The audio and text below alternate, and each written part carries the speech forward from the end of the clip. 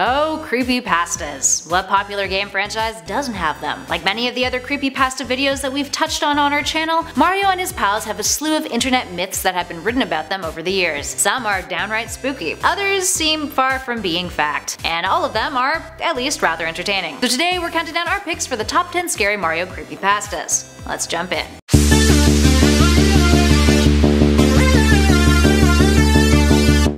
Starting us off in at number 10, Mario.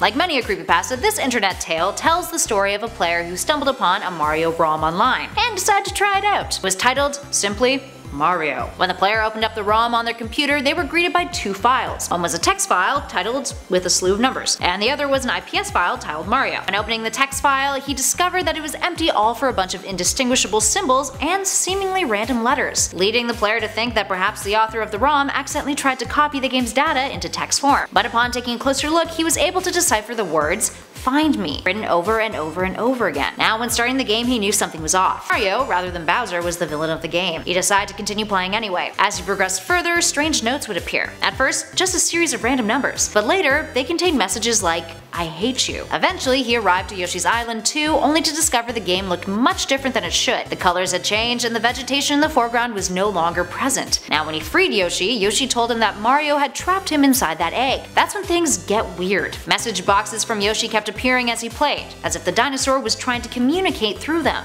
He kept playing. As the levels progressed, they became more and more barren. At one point, he killed Yoshi while trying to jump over falling pits, which prompted the message, "This is the selfish way." Yoshi, now fallen into the depths below, kept communicating with him. Messages like, "Don't you think you've caused enough trouble?" They kept popping up. By the end, he was taken to a small dark room with a pipe. He entered the pipe, which would then reveal Mario on a black screen. He was unable to move or exit the level. That's when the player heard a crash, the video game representation of death. And that's when he connected the dots. The whole game was Mario attempting to atone for his actions and the deaths of others. Now fun fact, this Mario game is actually the basis for a Super Mario World ROM hack that you can download yourself and play, much like the famous Sonic EXE creepypasta game. Moving on to number 9, Paper Mario Cursed Star. This creepypasta has made the rounds on the interwebs for a while, and has even been criticized by some to be the worst Mario creepypasta out there, and also one of the worst gaming creepypastas out there. But I'll let you guys be the judge. There's two variations of it. The first is that a 15-year-old boy got Paper Mario Sticker Star for Christmas, and after playing the game for a while, he realized that the Toad characters who appear in the game were acting strangely. All of them were stuck, and essentially the game just glitched out and it kind of freaked him out. So you can see why that version is not overly interesting. The other version of the story is that he got the game and the same events occurred, except one of the Toad characters spoke to him and told him that he was dead. Now when the player saved the game and returned to the gameplay, that Toad was covered in something that appeared to be blood. Freaked out, the kid continued to play anyway, but every Toad he came across afterwards had no eyes. This is when he realized that the game must have been some weird hack. The story then goes on to claim that after playing, the player's soul was stuck inside of the card, and that now he can't truly ever die because of it, and is therefore tormented because of his encounter with the Toad character. So thoughts, feelings, garbage, steaming garbage? Up to you guys. Let me know in those comments below. Up next, number 8, Super Mario 128. According to this creepypasta, after Nintendo released Mario 64, they were looking to impress with its follow-up title. The plan was to try to aim for more realistic graphics and violence, much like the kinds of games that were coming out on the original PlayStation system at the time. So in an attempt to make a Mario game that appealed to a wider audience, developers crafted up some test concepts, all of which Mario creator Miyamoto had denied ever existed to this day. This creepypasta follows the efforts of one gamer trying out one of these test concepts, with him claiming to have witnessed some really traumatizing content. During Mario's adventure, all of his friends shun him and desert him in the game. The locations in the game were filled with creepy things like children's skeletons. Bowser, who looked too realistic for their liking, kills Mario at the end by eating him, and the game ends with Mario stuck in purgatory. Yeah, best to let that concept die. And at 7, Why I Will Never Play Another Mario Game. This one comes as a warning from the author. On his 12th birthday, his parents gave him $200 and went away for the weekend, so he decided to go spend it all and play video games all weekend. When he arrived at his local shop, all they had was one game left. It was kinda odd. It was a cartridge with a sticky note on it that read, "Do not under any circumstance sell." No other label. Sure of what it was, the kid decided to pay off the teenage clerk extra money for it. And lo and behold, when he popped it into his N64, it was Super Mario 64. Exactly what he wanted. Everything was normal at first with the title screen and the opening bit with Peach. But when the game itself started, something was off. He thought it may have been some weird knockoff game, which is why it was marked at the shop not to be sold. Peach's letter at the beginning now read, "Dear player, you don't know what you were getting into." to. Turn off your system now and get help. Yours truly, the previous owner. Too excited to worry about this strange warning, the kid continued to play anyway. Afterwards, he ran to Toad. Toad also had an odd message telling him, "You will die if you continue. Turn off the game or I will kill you." Now the kid figured it was just some weird hacked copy of the game, and his curiosity got the best of him. He continued to play with no issue with any of the levels at all afterwards. But when he finally made it into the castle, the floor fell through and Mario landed onto rock, with the text bubble popping up that read, "Welcome to hell." That's when things started to look really different. Enemies had black eyes, things in the game were glitching, there were endless hallways that seemed to go on forever. As he progressed, he found something terrifying. It was a pixelized picture of a dog, but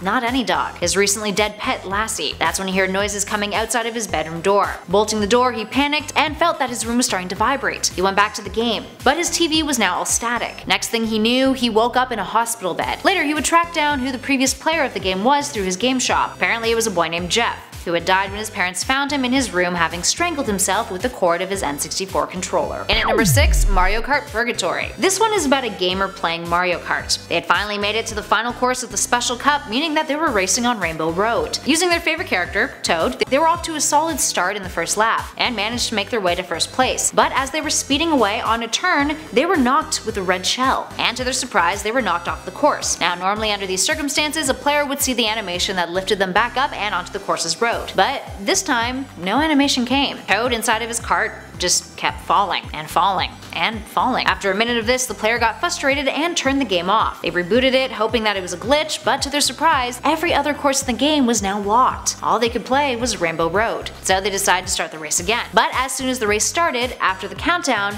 they would automatically appear to be falling below the track once more. Frustrated even more so, they shut off the game. That night, they began having nightmares, seeing Toad falling and falling. But this time, Toad fell through the fiery depths of what appeared to be hell. The player awoke and was unable to fall back asleep. These nightmares persisted, and every time that they tried to play the game again, the same thing would happen. Only Rainbow Road was accessible, and they would continue to fall. After a week of having the same nightmare, they decided to throw out the disc, writing the words "Do not play" on it on Sharpie, since they've never dreamt of Toad falling through hell ever again. Moving on to number 5, the Bowsette Killer.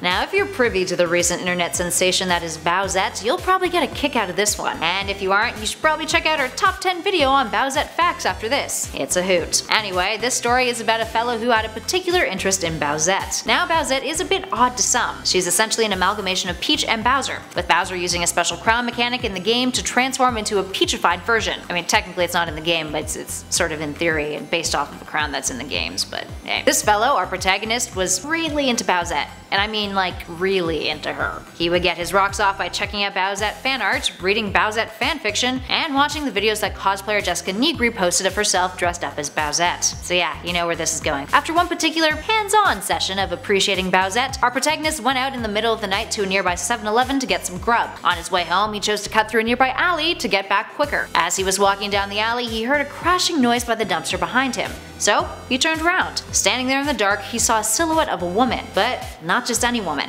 A woman who looked a lot like Bowsette. Astonished, he thought his mind was playing tricks on him, until he realized that she had a dripping knife in her hand. Then, before he could realize what was happening, she was racing towards him, the knife raised. He panicked and began to run, but the figure kept chasing him. Finally, he got to his house, ran through the door, and locked it. Breathing hard, he looked through his peephole but saw nothing. The next day, he told all of his friends what happened, but they all mocked him, calling him a wanker. He was humiliated, but he knew what he saw was real. Later that night, when he went home, he turned on the news to see a report about a serial killer. A woman who ran around in the middle of the night dressed as a dominatrix who killed unsuspecting men with a knife. Now, it may not have been Bowsette, but he almost did lose his life. At least it, wasn't actually a Bowsette. That's the real horror story here. Up next, number 4, The Haunted Save. The Haunted Save tells the tale of a bored gamer who had developed a New Year's resolution of playing through all of their unfinished video games. And since they had succeeded in doing so, they were out of games to play. That's when they got an email. The subject of the email read, "Get old bootleg SNES cartridges, only in today's e-auction."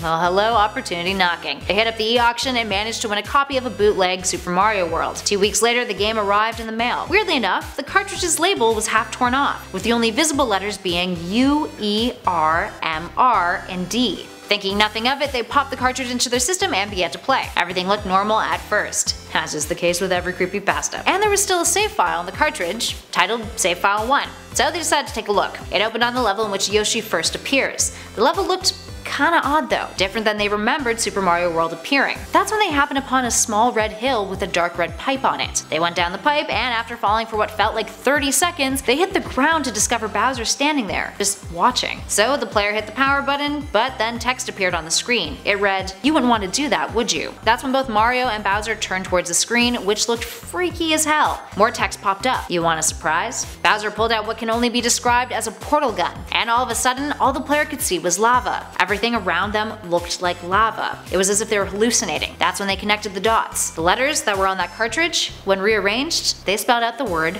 murder. And at number 3, Super Mario Galaxy. This creepypasta is about a gamer who wanted to play his favorite game, Super Mario Galaxy. It had long been destroyed from wear and tear, so he headed down to his local game shop to see if he could find a copy. Then, something weird happened. As he was walking over, he found a copy of the game sticking out of a trash can. Curious, he picked it up, and thinking he got super lucky, he brought it home. When he put the disc into his Wii to start playing, it was pretty laggy, but eventually got better the more he played over time. Unfortunately though, the game froze on him, with an error that read, "Error. Floating tile exception. If wanted, please send a report to 71773740 at 510047047.com. You guys get it. Just as he was about to take the disc out, a new message popped up on the screen that read, "Enter disk in PC." So he did exactly that, took it out of the Wii, but put it in his PC.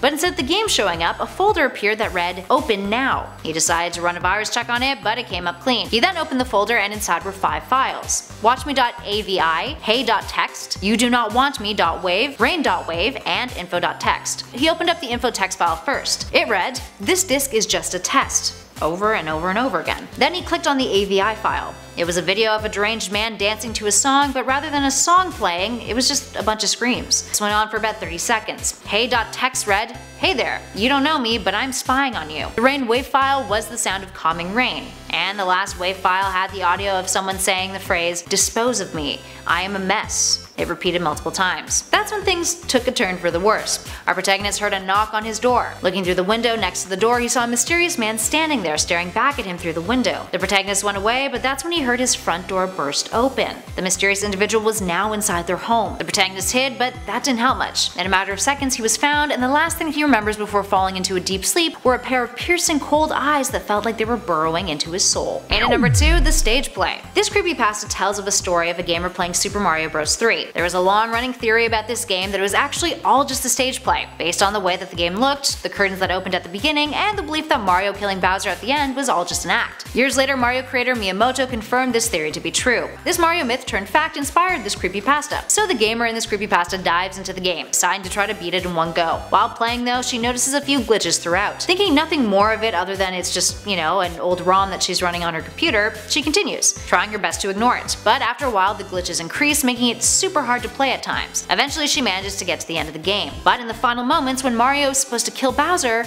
a different character appears. Bowser is no longer there. Rather, it's just a 16-bit character with a yellow shirt and blue jeans. This just so happened to match what she was currently wearing. A little freaked out, she continues to watch the game's final moments as Mario kills this strange figure that resembles her. The second the character dies, she feels chest pain. She feels faint, and then she passes out. When she wakes up in the hospital, she tries to tell her family members and the doctor what happened. They all look at each other, concerned. That's when her sibling tells her something startling. When they found her passed out in front of her computer, there was a note on her screen that read, "I'm watching you," up on her desktop, and there was no sign of Super Mario Bros. 3 at all. And finally, in at number 1, Super Mario 64. This one is fairly well known. It tells the story of a gamer who in their childhood had fond memories of playing Super Mario 64 while at their aunt's house. Years later, as they're watching gameplay footage on YouTube, an ad pops up, and it leads them to a site with a mint condition version of the game for sale. Normally not really seduced by ads like this, they decide to check it out anyway. The site functioned oddly though, with the customers required to transfer the money for their purchase over an address on the website. They buy it, and a few days later it arrives in the mail, but they notice that the URL that they purchased it from had completely disappeared. They bust out their old N64 and put the cartridge in, and the title screen appears of the game. But immediately something's off. I feel like I've been saying this all video.